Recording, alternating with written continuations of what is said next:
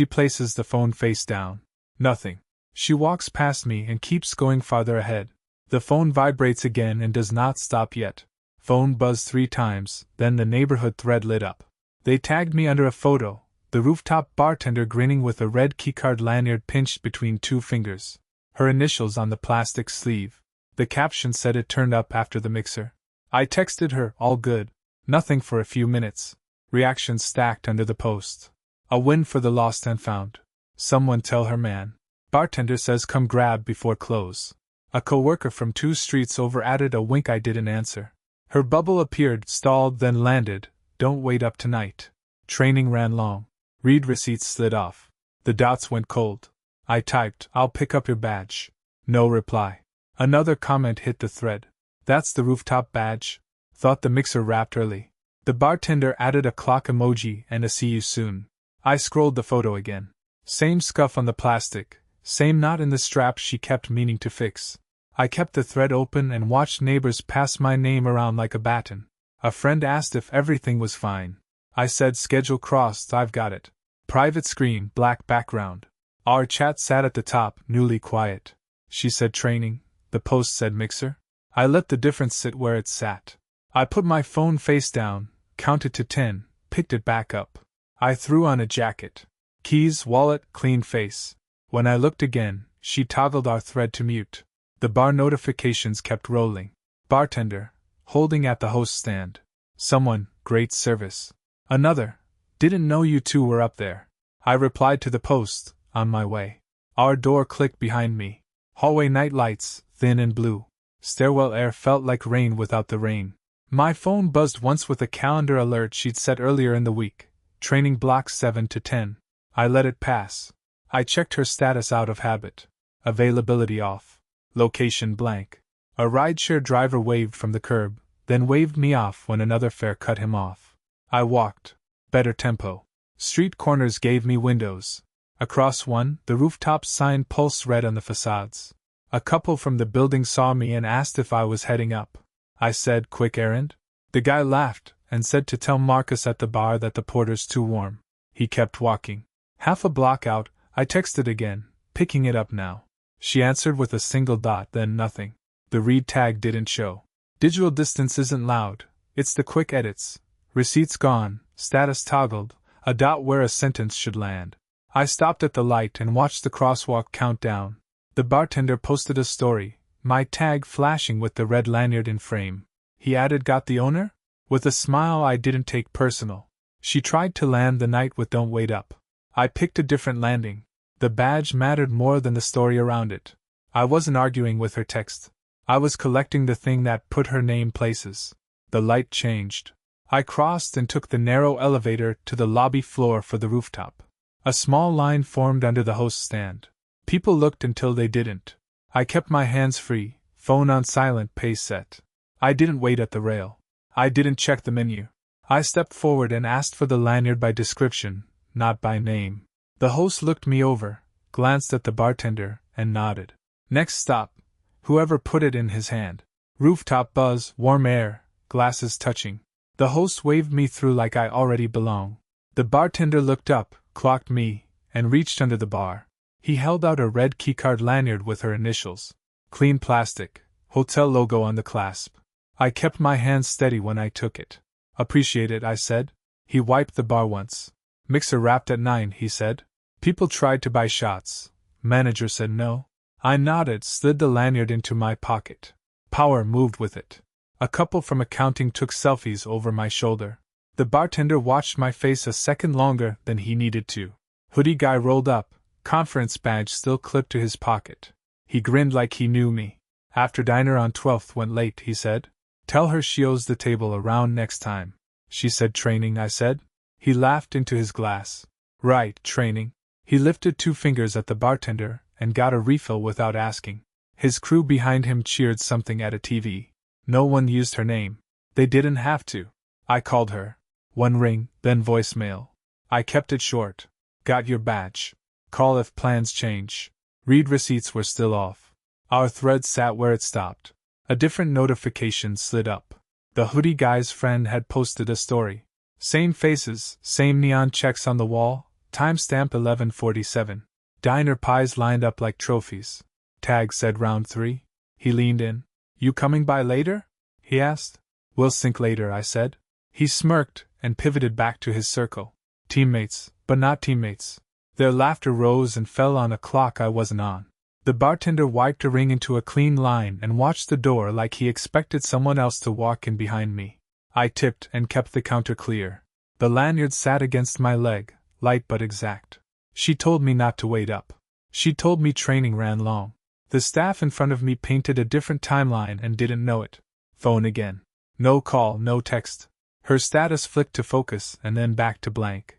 Digital distance widened by habit, not accident. It made room for other voices to say things louder. I stepped off to the side and checked the comments under the neighborhood tag. 2 likes, 1 did you find her? I didn't answer there. I didn't feed the thread. I answered with movement. Appreciate the help, I told the bartender. He lifted his chin once like we were even. On my way out, Hoodie raised his glass. See you tonight then, he said to no one in particular. She followed it with quick stop only from somewhere else, probably already typed earlier. My pocket buzzed for a calendar invite I didn't open. Elevator down. Lobby lights softer than upstairs. I checked the badge again. The ribbon still had a pucker where it had been clipped to something heavier. Jacket, probably, the kind you forget when you're in a booth and someone says one more.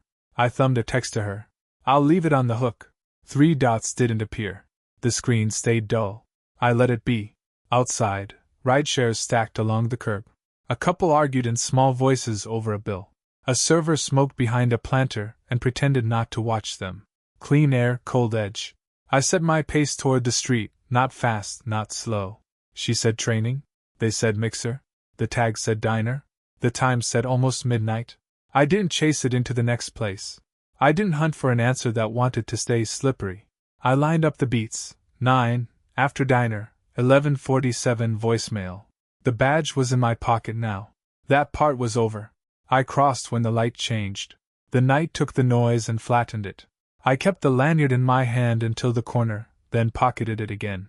Control stayed where I put it. I left with the badge, eyes on her shifting hours. Mailboxes were jammed. Packages stacked on the radiator. Voices bounced off the tile. She was by the intercom, low voice into her phone. Don't use my name on the list, just hold the table. She watched the mailroom mirror instead of the door. I stepped in beside her. Morning. She startled half an inch, then smoothed it. Meeting ran late. I set the red keycard lanyard on the lip of her tote. No ceremony. She palmed it, slid it under a planner, then deeper until the cord disappeared. A neighbor slowed by the bulletin board and pretended to read a flyer. She angled her screen face down on the mail shelf. Read receipts still off. She didn't ask how the badge traveled from a rooftop to her bag by 9 a.m. That part told its own story. I kept my voice level. I'll bring lunch to your training. Not necessary. The neighbor's eyes flicked to the tote, then to me. He adjusted his keys like they were heavy. You left this at the bar, I said. Bartender posted you. Mixer ended at 9. She held my gaze, then blinked first. It was a work thing. Which part? She licked her lip, glanced toward the door. A friend needed a table. I helped. That's all. I let the pause sit between us. The lobby door pushed open. A courier squeezed by and said sorry without slowing. She shifted to give him space and stayed there, half turned toward the exit like the hallway could solve it. Phone buzzed.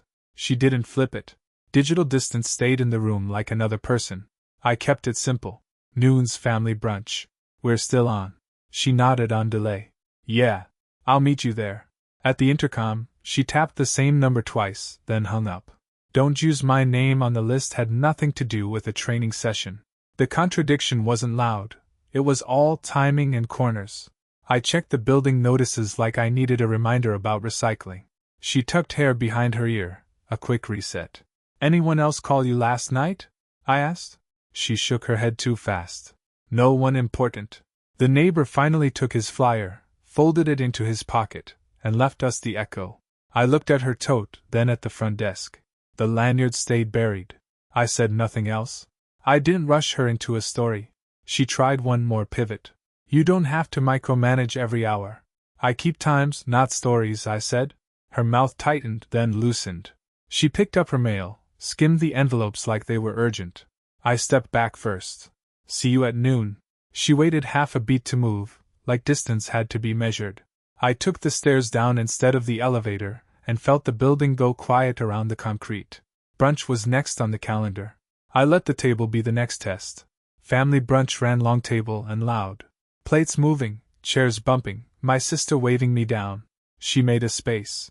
My wife slid in opposite, late by 7 minutes, smile preloaded, phone face up like it needed air. Unknown number buzzed. I stepped half back from the table and answered. A hotel clerk said a jacket turned up and lost and found with a red keycard lanyard clipped to it. Same initials as the one in the photo. Pickup window open till 4. I said, hold it under her initials. I'll confirm. I came back to the table. My sister washed my hands, then my face. She asked, problem? I said, scheduling mix-up. Fork stalled. My wife typed into the family chat, thumbs fast, then muted the thread. Crescent icon popped. Her phone went face down. She said, I already handled it. The server slid a carafe between us and pretended not to hear. My mother asked about traffic. Nobody answered her. I checked the number again. The hotel had timestamped the voicemail at 11:08. She said handled. The call said now. 2 cousins traded. Looks like a rally had just shifted momentum. Digital distance widened in plain view. Our notifications stayed quiet on purpose. I said, which hotel? She sipped water like it was part of a plan. She said, don't start this here. I let the pause stay where it landed. My sister tried to rescue, asked about the community pop-up. My wife nodded on a delay that didn't line up with the question. She said, we're staffing noon to 5. Should be quick. The server asked if we wanted coffee. I said no. My wife said yes. Contradiction sat down, took the empty chair, crossed its legs.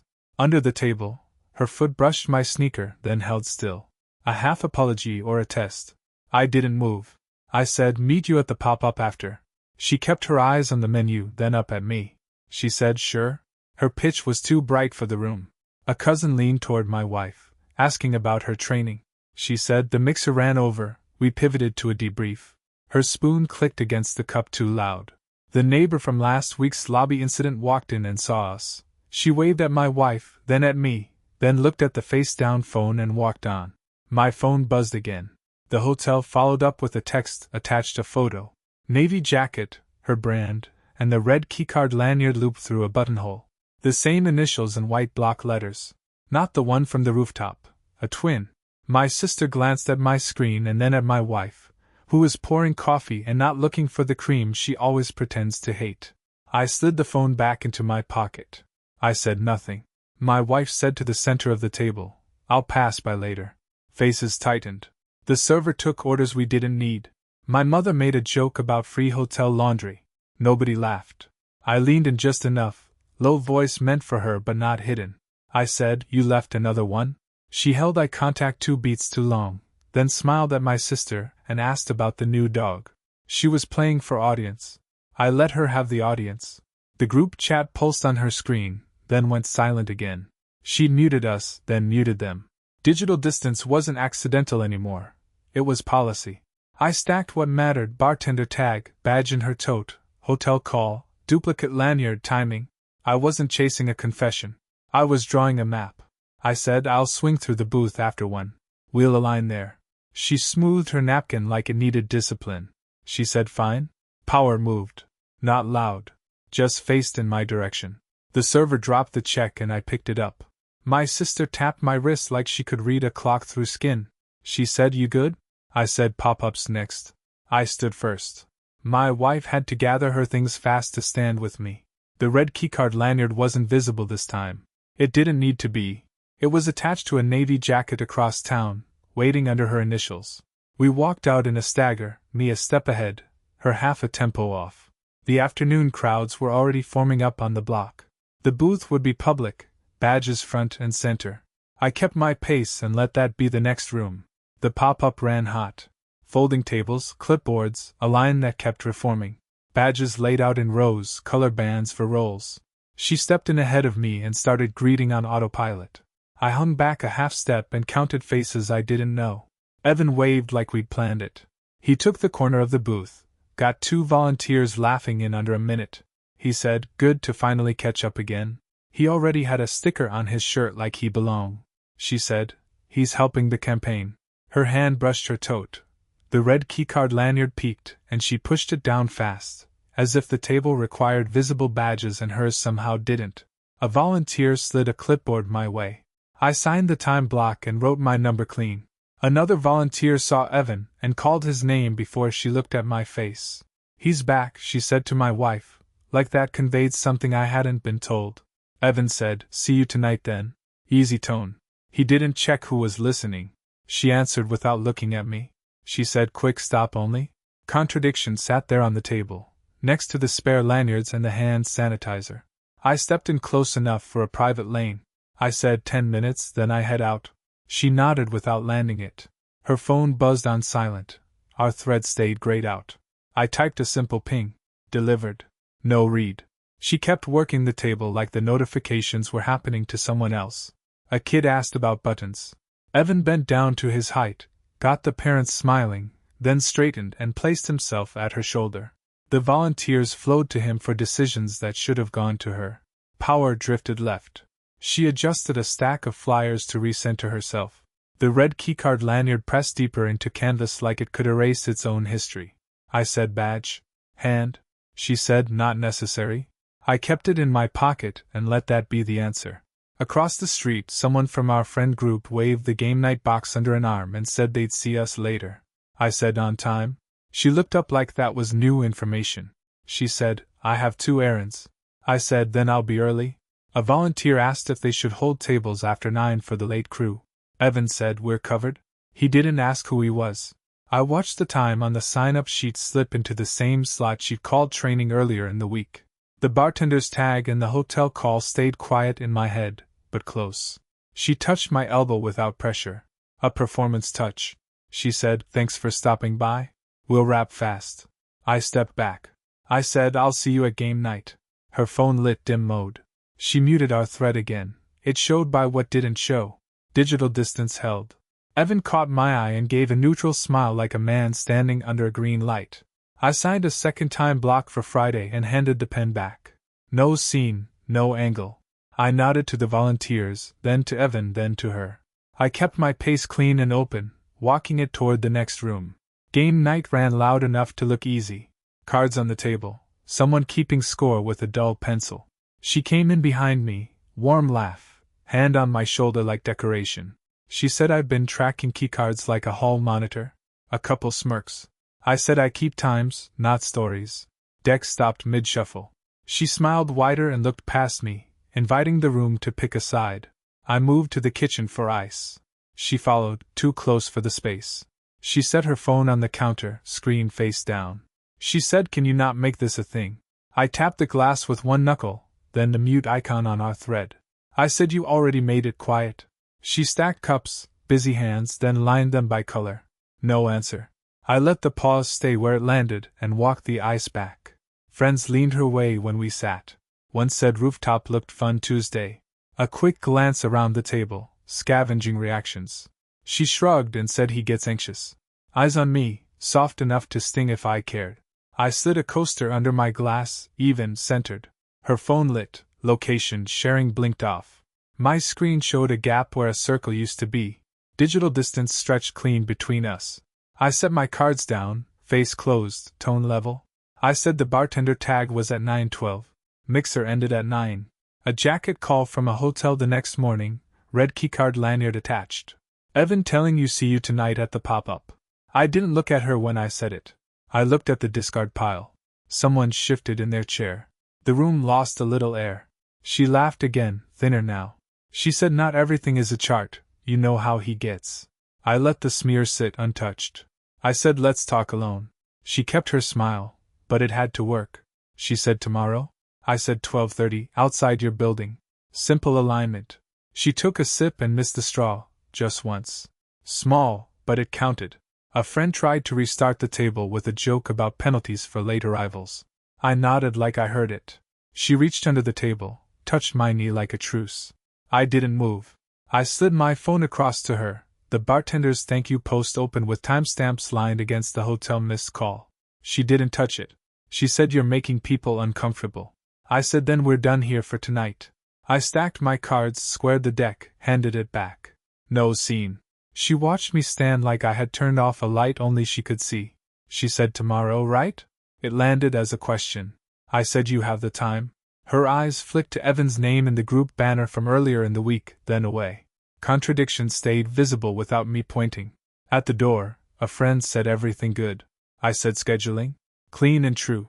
I put on my jacket and felt the empty pocket where the red keycard lanyard had sat all week. I didn't fill it. She stayed at the table, louder for the next hand, performing calm on cue. I let the door close all the way before I checked my screen again. Her dot was gone, but the hour was set. Tomorrow would be measured in full daylight. After the lunch rush, the sidewalk ran steady. Couriers weaved through, the doorman leaned on the brass. 2 neighbors worked a slow goodbye by the planter. I stood where the shade cut the glare and kept my hands still. She came out with her toad high on her shoulder, screen bright, thread with me pinned under a crescent moon. She stopped a step farther away than usual. I said, "Walk me through Tuesday clean?" She said I was overthinking. I let the pause sit. I said, "Bartender tagged me with your red keycard lanyard at 9:08. You texted don't wait up. Mixer ended at 9, confirmed at the bar. IG shows 11:47 across town. Hotel called about a jacket with a red keycard lanyard the next morning. Our red receipts went dark. Timeline is straight." I kept my tone even, the kind you use when you're ordering coffee. A neighbor tugged his dog closer to listen. She looked past me to the curb and pushed a stray hair behind her ear. A faint blue stamp flashed on her wrist before the sleeve fell back. She said it wasn't a big deal. She said people kept going after. She said training and mixer blended. Her thumb turned her screen face down on the tote like a coaster. Digital distance stayed on the table between us. I didn't crowd the space. I said, "No adjectives. Just who, where, when. I don't need a story." She tried my tone on me. She said, "Why are you being like this out here?" I watched a delivery guy swing his bike around us, and then I looked at her. I said, "Breakfast with your team lead? Simple alignment. No extra." She laughed into her breath. A pivot, not a joke. She said that wasn't necessary. I didn't fill it. The neighbors slowed another step. The doorman straightened, then pretended to check a package label. I said, 8 a.m. You picked the spot, but I'm making it easy. Cafe on 9th works. Bring the red keycard lanyard you've been carrying, and bring the timeline. She moved the tote to her other shoulder like it had weight now. She said fine, then softer, fine. The second one landed cleaner. A half step closer, then back again. She said, "Evan's not involved?" I said, "I didn't ask. If your lead needs him there, seat him." Her eyes flicked once, quick as a typo. Power shifted back into place without noise. Her screen buzzed. She didn't check it. Our thread stayed muted. I watched her look at the planter instead of me. I said 8 means 8. If the story is straight, tomorrow is light work. If not, the room will do the measuring. She started to say something about tone again, then let it drop. A buzz sighed at the curb. The neighbors finally moved. She adjusted her sleeve over the faint stamp and said she had a call in too. I nodded once. No chase. I stepped out of the shade and left the space clean behind me. I didn't text a recap. The hour was set. The next move would happen across the table where times get called out loud. The cafe was already loud. Her team had the corner, badges on lanyards piled between salt shakers. I took the end seat and left the middle open. She came in 2 minutes after 8, hair tied clean, phone already in hand. The team lead raised a palm to me, neutral. I nodded back. We stayed civil at the surface. The barista set a paper bag on the counter and called out a first name that matched her initials. Then he walked it to me instead. He said someone left a jacket in the booth again, red keycard lanyard attached. He pulled the strap out so it showed. Half the table watched the flash of red. I said, "Appreciate it." He said, "You're collecting these lately?" His tone was light. The room took the hint and went quiet anyway. She said she already handled that. I set the new lanyard next to the other team badges and let my hand rest there. She glanced at the door like a fire alarm had chirped somewhere. I let the pause stay where it landed. Phones buzzed. The neighborhood group reposted the bartender's thank you photo from Tuesday, timestamp at 9:13. The hotel missed call on my log read 9:15. I rotated my screen to her. I said, "The timeline speaks." She said, "It wasn't like that." A teammate started nodding to her, then stopped mid-motion and reached for water instead. Evan slid in late, palms up at the staff like he'd been here for years. He knew the barista's name. The barista knew his. He took a chair between me and the team lead, easy grin like nothing was loose. He said it was a weird week, people leaving things, everyone stretched thin. He said the diner after the mixer got out of hand. He reached for the red strap without asking. I placed my finger on it before he could lift. Small, light contact. He redirected to the pastries. Group chat pinged again. The bartender posted a wider shot. Same lanyard, same rooftop, same faces as the IG story at 11:47. Her read receipts flipped back on in our thread and then off again. She muted and unmuted in real time. Digital distance turned into busy typing bubbles, then back to nothing. I kept my voice even. I said, which venue logged Tuesday's training? The team lead said a conference room 3 blocks south, ended at 9. He checked his own calendar while he spoke. Evan cleared his throat like he could rearrange the room with air. She said they had breakouts, that they moved locations, that her badge must have switched bags. She kept touching the tote but never opened it. I lined the facts in a row on the table. Bar tag, hotel call, the reposted thank you, the jacket handed to me. I didn't add adjectives. I said, we'll reset your access. Clean slate. We'll sign out what's ours and hand back what isn't. She said that was overkill. The team lead said it's policy when credentials float. He didn't look at her when he said it. Evan tried to pivot to campaign numbers. He said we should not make a scene. I wasn't making one. I asked the barista for a pen. I wrote the time on a napkin and slid it to the team lead. Simple chain. The table tracked the move the way a crowd tracks a relay handoff. She leaned in, quiet, just for me. She said we should talk later at home. I said, later is already booked. She waited for pushback and got a nod instead. The power settled on the red strap between us. Another ping hit. The bartender thanked a first name that wasn't hers for returning the lanyard on Tuesday. Evan's name. The staff at our table pretended to be deep in muffins. Her framing loosened without a sound. She said none of this means what it looks like. I said that's why we do it clean. I stood and lifted the jacket, both lanyards stacked in my hand. I thanked the barista for keeping track of strangers. I told the team lead I'd meet him at building security in 10. The room didn't argue. She stayed seated. Evan watched the door like it might change its mind. I didn't ask if she was coming. I moved past the counter and felt the table's eyes on my shoulders. I kept the pace even. Next stop was a desk that logs times without stories.